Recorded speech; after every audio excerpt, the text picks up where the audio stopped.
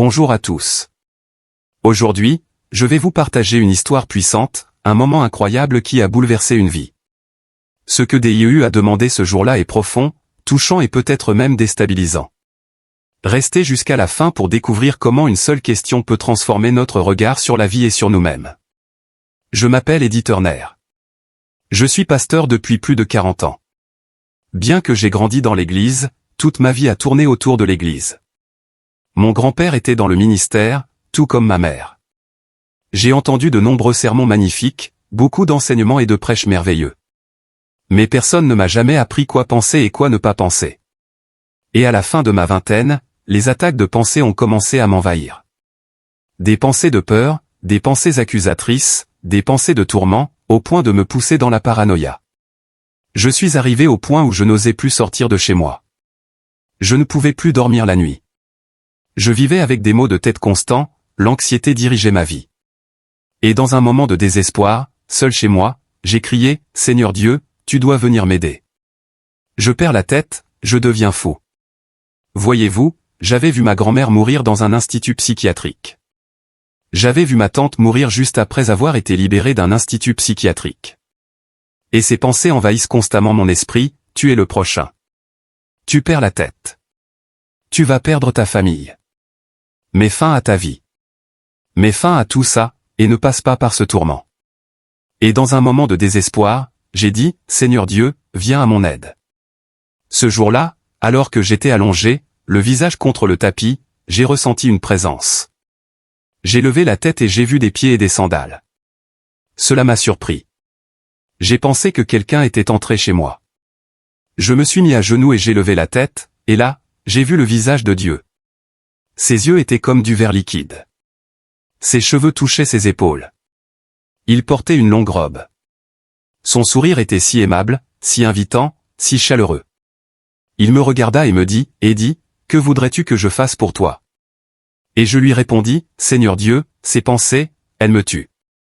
Je perds la tête. » Il me dit, « Eddy, je t'ai dit en prière il y a plusieurs semaines que les pensées sont comme de la vapeur.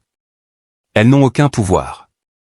Ce ne sont que des vapeurs. » Et immédiatement, mon esprit revint à quelques semaines auparavant, lorsque je priais en demandant au Seigneur, « Pourquoi est-ce que je traverse cela? Que puis-je faire pour stopper cela ?» Et j'ai entendu dans mon esprit les mots, « Lève-toi, vapeur. » Je ne savais pas ce que cela signifiait. Je n'avais aucune idée que c'était le Seigneur qui me parlait. Et j'avais simplement repoussé cette pensée, sans y prêter attention. Mais ce jour-là, le Seigneur me dit, « Ces pensées sont comme de la vapeur. » Et puis il a fait quelque chose que je n'ai jamais oublié. Il tendit la main et toucha le côté de ma tête. Je peux presque ressentir la pression rien qu'en en parlant. Il toucha le côté de ma tête et tira, la seule façon que je puisse l'expliquer, c'était une pancarte. Sur la pancarte était écrit, « Tu es possédé par un démon », car c'était la pensée avec laquelle Satan m'assaille. Tu te demandes pourquoi. Pourquoi pensais-tu cela? Je ne sais pas pourquoi j'avais cette pensée. Et il dit, « Tu es possédé par un démon. » C'est ce qui était écrit sur la pancarte, et le Seigneur Dieu prit cette pancarte, souffla dessus, et elle disparut comme une vapeur. Puis il toucha à nouveau le côté de ma tête et tira une autre pancarte. Celle-ci disait, « Dieu ne t'aime pas », parce que c'était la pensée que Satan avait plantée dans mon esprit. J'avais entretenu cette pensée et je n'arrivais pas à m'en débarrasser. « Et Dieu ne t'aime pas », disait la pancarte. Et le Seigneur prit cette pancarte et souffla dessus. Elle disparut comme un nuage de fumée. Puis il me regarda et dit, « Eddy, voilà ton problème. » Il se tourna vers un coin. Et quand il se tourna, je regardai et je vis deux petits démons, des créatures ressemblant à des singes. À l'époque, je n'étudiais pas les démons. Je ne connaissais rien aux démons. Mais ce jour-là, je savais immédiatement ce que c'était. Je regardai dans le coin, et quand ils me virent, eux et leur regard croisant celui du Seigneur, ils poussèrent un cri de peur. Ils étaient recroquevillés dans le coin. Ils n'osaient pas regarder le Seigneur. Je pouvais voir les poils de leur corps commencer à trembler. Et le Seigneur dit, « Voilà ton problème. » Puis il disparut. Je ne fus pas libéré immédiatement. Plusieurs semaines passèrent. Les pensées étaient un peu mieux, mais elles continuaient de venir. Finalement, un jour, alors que j'étais à mon bureau, en train de prier, je me suis dit, je ne peux plus continuer comme ça. Et la pensée me traversa l'esprit, tu es une victime. Abandonne, abandonne tout. Et je pensais, peut-être que je suis une victime. Ma grand-mère avait des problèmes mentaux. Mon père a lutté avec ça. Peut-être que ça court dans ma famille. Je suis sûr que j'irai au ciel, mais je suis une victime. Et j'entendis ces mots à l'intérieur de moi, ce n'est pas moi qui te dis que tu es une victime. Cela vient de l'extérieur. Et là, je réalisai immédiatement que la tactique de Satan avait changé. Maintenant, il ne l'accusait plus. Il essayait maintenant de m'inciter à arrêter de lutter dans le combat de la foi. Et je répondis, je ne recevrai pas cela. Je ne suis pas une victime. Et dès que j'ai dit cela, je me suis senti en train de m'élever de la chaise.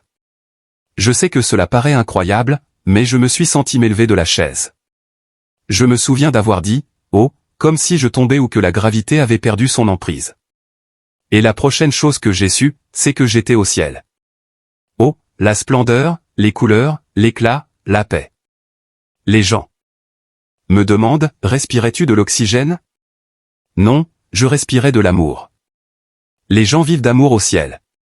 Et le Seigneur me regarda. Ses cheveux touchaient encore ses épaules, sa robe brillait. Ce n'était pas blanc. Elle brillait. Et il me dit, je t'aime. Je t'aime. Et il me serra dans ses bras. Et quand il m'a serré dans ses bras, j'ai ressenti l'amour pénétrer en moi.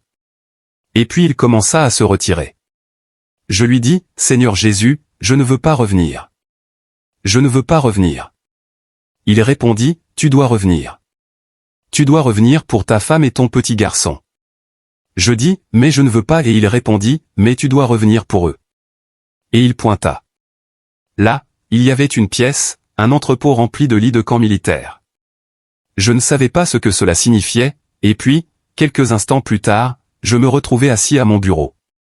Quelques jours plus tard, des dizaines de personnes commencèrent à m'appeler et à me rendre visite.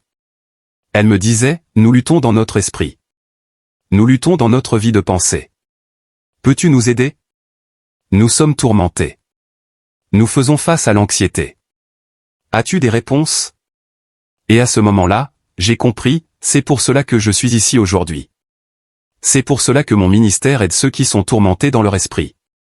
Peut-être que tu es tourmenté. Peut-être que tu n'arrives pas à faire disparaître certaines pensées. Peut-être qu'une pensée, une image, une scène, un souvenir, t'obsède. Je veux te dire que le Seigneur s'en soucie. Il t'aime. Il est venu vers moi pour me faire savoir ce que sont ses pensées. Et puis il m'a enseigné toutes ces années que la réponse pour surmonter ces pensées oppressives, démoniaques et accusatrices, est dans la parole de Dieu. Tu n'auras peut-être pas une vision comme la mienne, mais tu as la parole de Dieu, comme j'ai eu. Et la parole de Dieu est une épée. C'est un bouclier. C'est plus puissant que n'importe quelle arme que n'importe quel pays peut posséder. Alors puis-je prier avec toi aujourd'hui? Si oui, prions ensemble. Seigneur Dieu, je prie pour ceux qui me regardent aujourd'hui et qui sont tourmentés.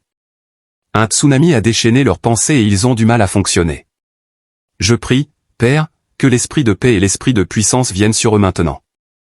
Et je brise cette forteresse. Je brise cette peur. Je brise ce tourment au nom du Seigneur Dieu Tout-Puissant. Et je déclare la paix sur ton esprit, ta vie, ton âme, au nom de Dieu. Amen. Si ce message t'a touché ou si tu penses qu'il pourrait apporter de l'espoir à d'autres, n'hésite pas à liker cette vidéo et à t'abonner à ma chaîne pour ne rien manquer de nos prochains partages. Chaque semaine, nous explorons ensemble des messages de foi, de paix et de transformation. Ta contribution fait une grande différence et permet à cette communauté de grandir. Merci de ton soutien et à très bientôt pour de nouvelles vidéos. C'était Éveil et Transformation.